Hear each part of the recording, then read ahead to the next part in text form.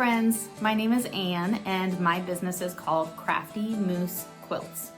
This week my block is being sent out to all of you and it is called Sun Still. There's really nothing too tricky or overly complicated about this block. There are some half square triangle units that are in this block, so if you have a block lock ruler or a tool that you like to use for trimming half square triangles, I highly recommend that. But otherwise, it's really not that complicated. You don't have to be super careful about a scant 1/4 inch. It should measure 20 and a half by 20 and a half when you're done, just like all the other blocks that are in this sampler. And that's it. I just hope you have fun with it. Have fun with your color placement. I love watching colors bleed from one to the next. I love a good sunset. I love a good sunrise. So I really can't wait to see what your blocks look like at the end of the week.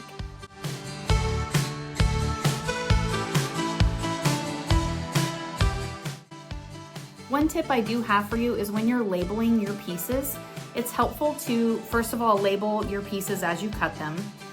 Second, if I have you cut a width of fabric, W-O-F, width of fabric cut, but you don't use the whole width of fabric, save those pieces because you will need them later on in our sampler for some of the other blocks.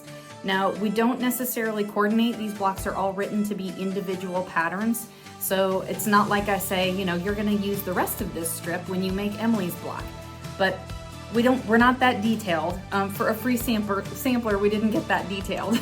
But I will tell you, you will need those scraps. Technically, they're not scraps. They're still part of the fabric requirements that you're going to use later on.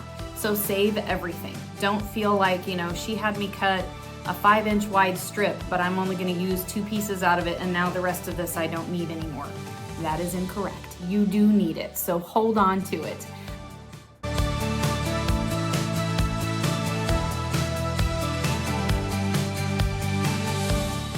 There is a post in the Facebook group for those of you who are in the Facebook group, and it says Ask the Designer. There is a post like that every single week. So when you have questions about a block, it's really helpful to us if you'll post all of your questions in the comments under those posts. So if you're still working on Rachel's block for last week and you have some flying geese questions or anything else, trimming questions for Rachel, please post those questions underneath the post that says Ask the Designer. At the very, very top of our group, there's a little section that's called Featured Posts.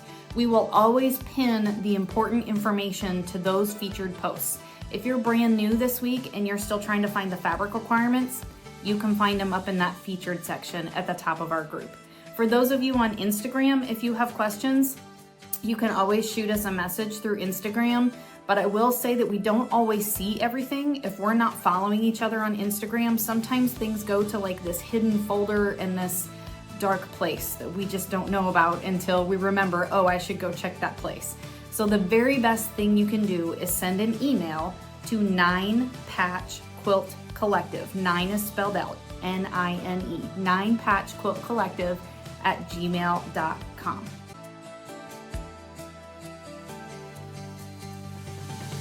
I hope you guys have so much fun with this block. It was a joy to make it.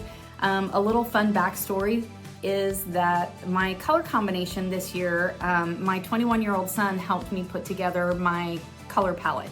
So it's really near and dear to my heart this year to have the colors that he and I picked out together in my whole quilt. And I know so many of you have also purchased the Crafty Moose Quilts palette kit. That's a lot to say. So I can't wait to see your blocks no matter what colors you used. Have fun. Happy sewing.